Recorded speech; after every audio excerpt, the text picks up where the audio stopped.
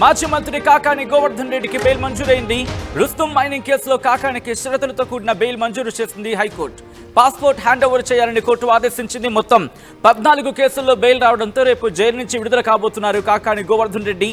దాదాపుగా 75 నుంచి 85 రోజుల పాటు నెల్లూరు జైల్లో ఉన్నారు కాకాని గోవర్ధన్ రెడ్డి. ఈ నేపథ్యంలో కొద్దిసేపటి క్రితం ఆయన జైలు నుంచి విడుదలైన విజువల్స్ మీరు చూస్తున్నారు ఆర్టీవీ స్క్రీన్ మీద. ఒక్కసారిగా ఆయన అభిమానులు కావచ్చు, ఆయన అనుచరులు కావచ్చు, ఆయన కుటుంబ సభ్యులు, సన్నిహితులు అందరూ కూడా ఇటు కోర్టు ప్రాంగణానికి చేరుకున్నారు. ఒక్కసారి మీరు చూడొచ్చు, ఆయన రిలీజ్ అయి బయటకు వస్తున్న సందర్భంలో జైలు నుంచి పెద్ద ఎత్తున కార్యకర్తలు అక్కడికి చేరుకొని ఆయనకు స్వాగతం పలుకుతున్న విజువల్స్ మీరు చూస్తున్నారు.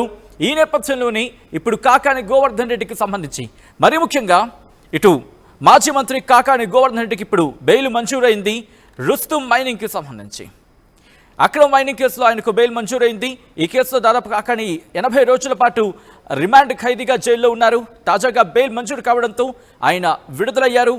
అయితే ఈ కేసులో ఆయన నిందితుడిగా అనే అంశానికి సంబంధించి ఒకసారి మీరు విజువల్ చూడొచ్చు, ఆయన రిలీజ్ అయిన క్రమం.